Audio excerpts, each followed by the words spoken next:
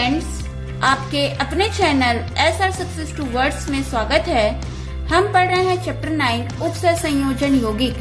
आज का हमारा टॉपिक है क्रिस्टल क्षेत्र स्थायीकरण ऊर्जा या क्रिस्टल क्षेत्र विपाटन ऊर्जा को प्रभावित करने वाले कारक और क्रिस्टल क्षेत्र सिद्धांत की सीमाएं। तो आज के टॉपिक को समझने के लिए और इसे इजी बनाने के लिए मैं सीमा मैम के साथ वीडियो के अंत तक बने रहिए ताकि आज के टॉपिक को समझने में आपको आसानी हो। और वीडियो पसंद आई तो लाइक जरूर कीजिए, इसको शेयर कीजिए और मेरे चैनल को फर्स्ट टाइम वॉच कर रहे हैं तो सब्सक्राइब कीजिए, बेल आइकन को दबाइए ताकि वीडियो की नोटिफिकेशन आपको सबसे पहले मिले। चलिए आज की क्लास स्टार्ट करते हैं। क्रिस्टल क्षेत्र स्थायीकरण ऊर्जा या क्रिस्टल क्षेत्र विपाटन ऊर्जा, ये दोनों में आपको कंफ्यूजन नहीं क्रिएट करना है। क्रिस्टल क्षेत्र स्थायीकरण ऊर्जा या क्रिस्टल क्षेत्र विपाटन ऊर्जा दोनों एक ही है। तो हम आज क्रिस्टल क्षेत्र स्थायीकरण ऊर्जा या क्रिस्टल क्षेत्र विपाटन ऊर्जा को प्रभावित करने वाले कारकों के बारे में पढ़ेंगे। तो ये जो कारक हैं ये 4 पॉइंट में हम इसको समझेंगे।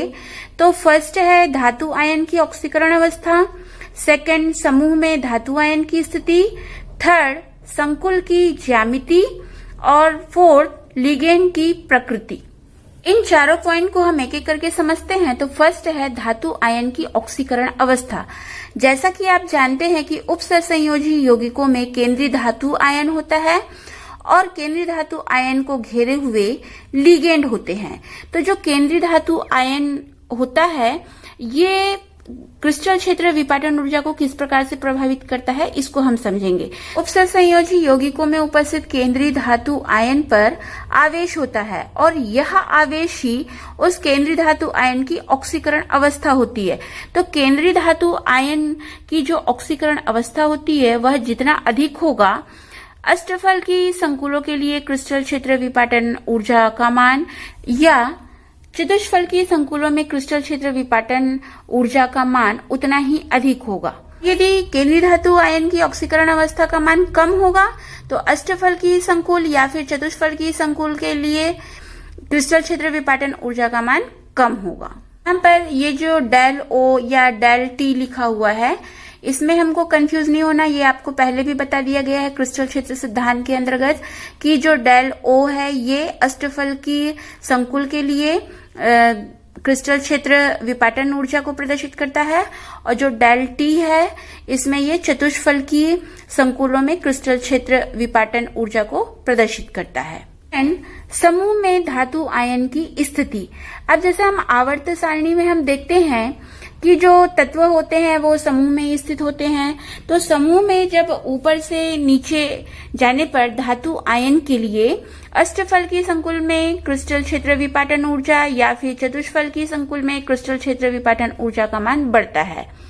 यहाँ पर इसका सामान्य क्रम जैसे हमको यहाँ पर प्रदर्शित है कि 3D जो छोटा है, फिर उससे बड़ा 4D, उससे बड़ा 5D। तो इस प्रकार से ये सामान्य क्रम है।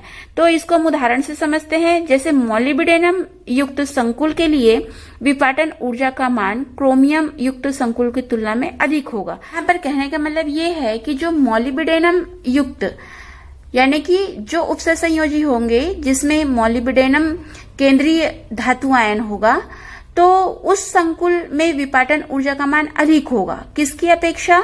जो क्रोमियम युक्त संकुल होंगे उसकी अपेक्षा। तो यहाँ पर ऐसा क्यों है? क्योंकि जो क्रोमियम और मॉलिब्डेनम ये दोनों समूह 6वें के अंतर्गत आते हैं, मतलब समूह 6 में रखे गए हैं और जो क्रोमियम है ये मॉलिब्डेनम के ऊपर होता है। जैसा कि हम यहाँ पर आवर्त सारणी में हमको प्रदर्शित है, यहाँ पर समूह 6 में क्रोमियम और मॉलिब्डेनम आते हैं और क्रोमियम यहाँ पर मॉलिब्डेनम के ऊपर स्थित है। थर्ड, संकुल की ज्यामिति।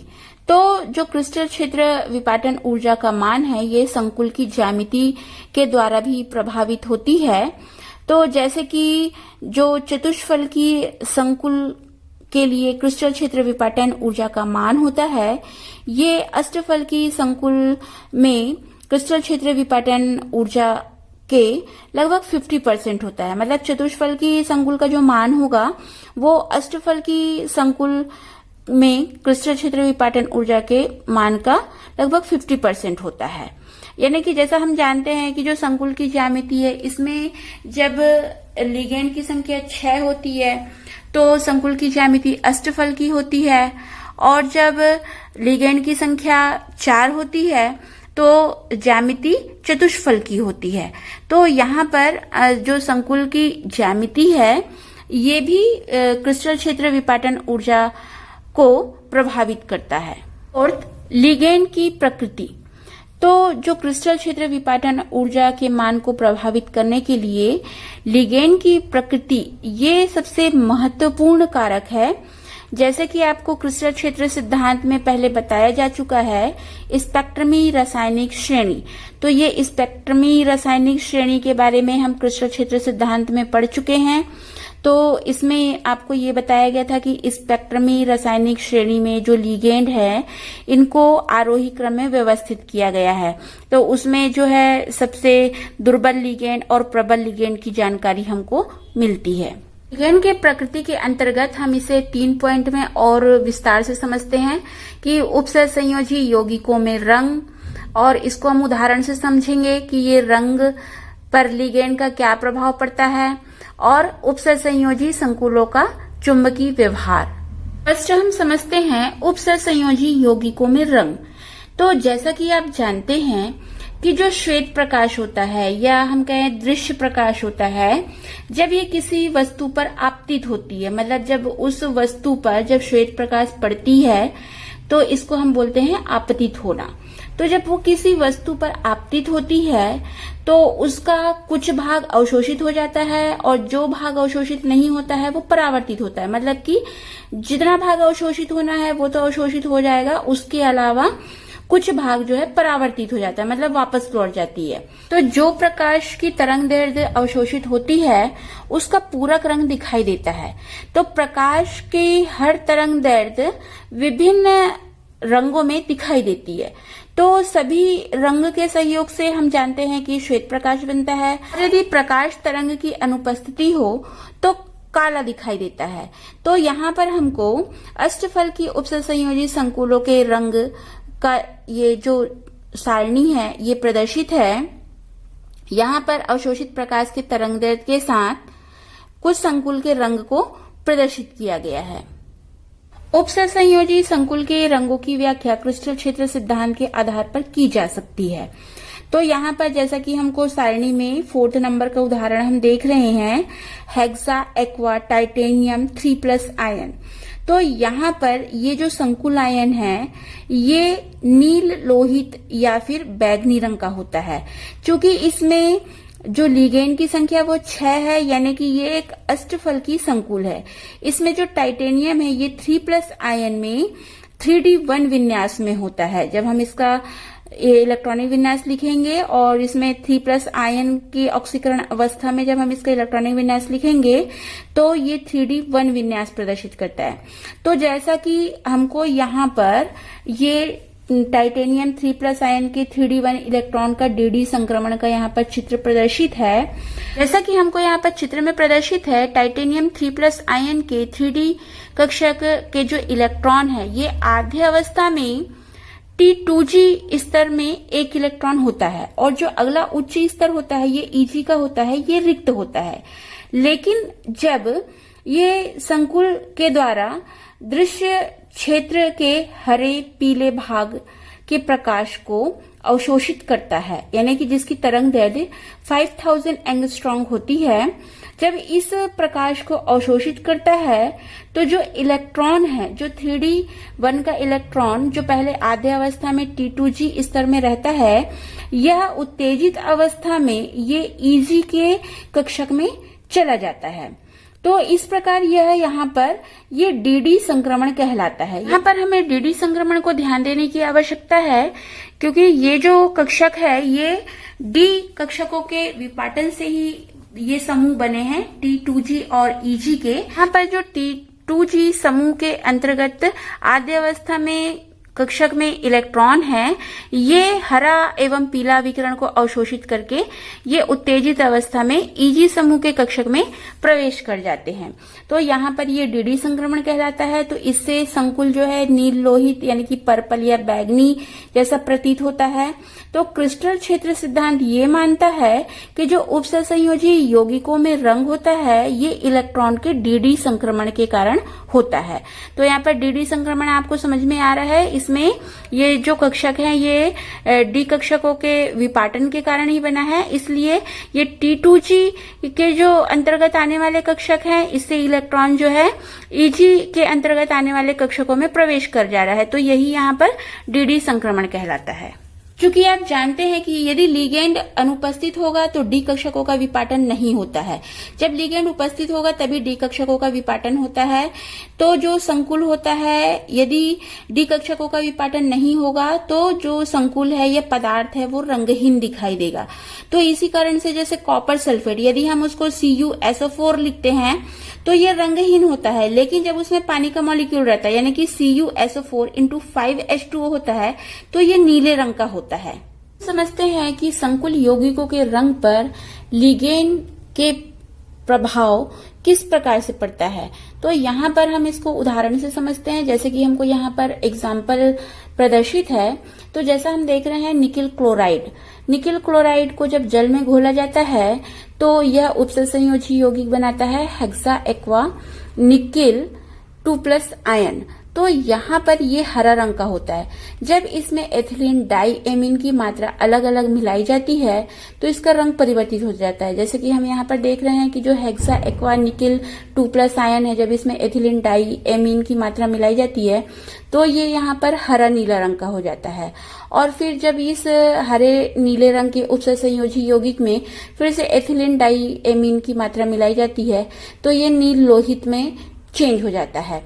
फिर इस नील लोहित उपसंयोजी यौगिक में जब एथिलीन डाइएमीन की मात्रा और थोड़ी मिलाई जाती है तो ये बैगनी रंग में परिवर्तित हो जाता है। तो इस प्रकार हम देख रहे हैं कि जो एथिलीन डाइएमीन है ये भी एक लिगेंड है और जब इस लिगेंड की अलग अलग मात्रा उस उपसंयोजी यौगिक में मिलाई जाती है तो ये रंग को परिवर्तित करते जाता है। तो इस प्रकार से जो संकुल यौगिक होते हैं इस पर लिगेंड का प्रभाव पड़ता है। हम समझते हैं उपसंयोजी संकुलों का चुंबकीय व्यवहार। तो क्रिस्टल क्षेत्र सिद्धांत के आधार पर संकुलों के चुंबकीय व्यवहार की व्याख्या भी की जा सकती है। जैसा कि हमको यहाँ पर निम्न चक्रण संकुल आयन और उच्च चक्रण संकुल आयन का उदाहरण प्रदर्शित है। तो निम्न चक्रण संकुल आयन के अंतर्गत हेक्सासाइनोफेरेट 3- आयन और उच्च चक्रण संकुल आयन के अंतर्गत हेक्सा एक्वा आयरन 3+ आयन का उदाहरण प्रदर्शित है। तो यहाँ पर जो दोनों उपसंयोजी यौगिकों में हम देख रहे हैं कि केंद्रीय परमाणु आयरन है। दोनों उपसंयोजी यौगिकों में केंद्रीय धातु परमाणु आयरन की ऑक्सीकरण अवस्था +3 होती है और इसका इलेक्ट्रॉनिक विन्यास 3d5 होगा। तो यहाँ पर दोनों में अंतर क्या है कि जो हेक्सासाइनोफेरेट 3- आयन जो कि निम्न चक्रण संकुल आयन है और यहाँ पर दोनों में लिगेंड की संख्या 6 है, मतलब कि ये अष्टफल की संकुल होगा। तो यहाँ पर जो फर्स्ट उदाहरण है निम्न चक्रण संकुल आयन के अंतर्गत हेक्सासाइनोफेरेट 3- आयन, यहाँ पर लिगेंड जो साइनो है ये प्रबल क्षेत्र लिगेंड है जहाँ पर विपाटन ऊर्जा का मान अधिक होगा। लेकिन यहाँ जो सेकेंड उदाहरण है इसमें जो लिगेंड है ये दुर्बल क्षेत्र लिगेंड है जिसकी वजह से विपाटन ऊर्जा का मान कम होगा। यहाँ पर जो लिगेंड का प्रभाव है ये साइनो प्रबल लिगेंड होने के कारण क्रिस्टल क्षेत्र विपाटन ऊर्जा का मान अधिक और जो एक्वा दुर्बल क्षेत्र लिगेंड होने के कारण यहाँ पर क्रिस्टल क्षेत्र विपाटन ऊर्जा का मान कम होगा। और ये जो हेक्सासाइनोफेरेट 3- आयन है ये निम्न चक्रण संकुल आयन होगा और जो हेक्सासाइनो आयरन 3+ आयन है ये उच्च चक्रण संकुल आयन होगा। यहाँ पर हम उपसंयोजी संकुलों में चुंबकीय व्यवहार की बात कर रहे हैं। तो यहाँ पर ये किस प्रकार का चुंबकीय व्यवहार प्रदर्शित करेगा, ये आप जानते हैं कि जब अयुग्मित इलेक्ट्रॉन होता है तो वह संकुल अनुचुंबकीय होता है। लेकिन यहाँ पर बात ये है कि इसमें एक अयुग्मित इलेक्ट्रॉन है और जो सेकंड उदाहरण है उसमें 5 अयुग्मित इलेक्ट्रॉन है। तो यहाँ पर जो निम्न चक्रण संकुल आयन के उदाहरण है, इसमें एक अयुग्मित इलेक्ट्रॉन होने के कारण ये दुर्बल अनुचुंबकीय होगा, लेकिन जो सेकंड उदाहरण है इसमें 5 अयुग्मित इलेक्ट्रॉन होने के कारण ये प्रबल अनुचुंबकीय व्यवहार प्रदर्शित करेगा। इस प्रकार हमने यहाँ पर क्रिस्टल क्षेत्र स्थायीकरण ऊर्जा या क्रिस्टल क्षेत्र विपाटन ऊर्जा को प्रभावित करने वाले कारकों को इन 4 पॉइंट में समझे। आगे हम समझते हैं क्रिस्टल क्षेत्र सिद्धांत की सीमाएं। तो यहाँ पर क्रिस्टल क्षेत्र सिद्धांत के द्वारा उपसंयोजी यौगिकों को कैसे बनाया जाता है और उपसंयोजी यौगिकों की संरचना क्या होती है, रंग क्या होता है, चुंबकीय गुण क्या होता है, इसकी व्याख्या को हम आसानी से क्रिस्टल क्षेत्र सिद्धांत के आधार पर हम समझ सकते हैं। लेकिन ये सभी को समझने के बावजूद भी इसमें कुछ सीमाएं होती है, तो इसको हम 3 पॉइंट में समझेंगे। फर्स्ट है कि जो क्रिस्टल क्षेत्र सिद्धांत है इसमें लिगेंड को बिंदु आवेश माना गया है, जिसके अनुसार ऋणात्मक लिगेंडों द्वारा डी कक्षकों का विपाटन अधिक होना चाहिए, जबकि ये दुर्बल क्षेत्र लिगेंड होते हैं। हमने क्रिस्टल क्षेत्र सिद्धांत के अंतर्गत पढ़ा हुआ है कि लिगेंड को बिंदु आवेश माना गया है। क्षेत्र सिद्धांत के अंतर्गत हम समझे हैं कि कुछ लिगेंड प्रबल क्षेत्र उत्पन्न करते हैं, तो ऐसी स्थिति में विपाटन अधिक होता है, और जबकि कुछ लिगेंड दुर्बल क्षेत्र उत्पन्न करते हैं, जिसके कारण डी कक्षकों का विपाटन कम होता है। और इसी से ही जो लिगेंड है उनको बढ़ते हुए क्रम में रखा गया है, जो कि स्पेक्ट्रमी रासायनिक श्रेणी कहलाती है। सेकेंड, क्रिस्टल क्षेत्र सिद्धांत के द्वारा केंद्रीय परमाणु तथा लिगेंड के मध्य बंध के सहसंयोजक गुण की व्याख्या नहीं होती है। थर्ड पॉइंट है इसमें कि क्रिस्टल क्षेत्र सिद्धांत लिगेंड की आपेक्षिक शक्तियों का विवरण नहीं देता है, यानी कि लिगेंड, प्रबल लिगेंड और दुर्बल लिगेंड ये कैसे होता है इसकी व्याख्या क्रिस्टल क्षेत्र सिद्धांत नहीं कर पाता है। इस वीडियो में हमने क्रिस्टल क्षेत्र स्थायीकरण ऊर्जा या क्रिस्टल क्षेत्र विपाटन ऊर्जा को प्रभावित करने वाले कारक और क्रिस्टल क्षेत्र सिद्धांत की सीमाओं को विस्तार से समझे। अगली वीडियो में हम उपसंयोजी यौगिकों के स्थायित्व और उपसंयोजी यौगिकों के महत्व को विस्तार से समझेंगे। तो आज की वीडियो में बस इतना ही, अगली वीडियो में मिलते हैं, तब तक के लिए गुड बाय।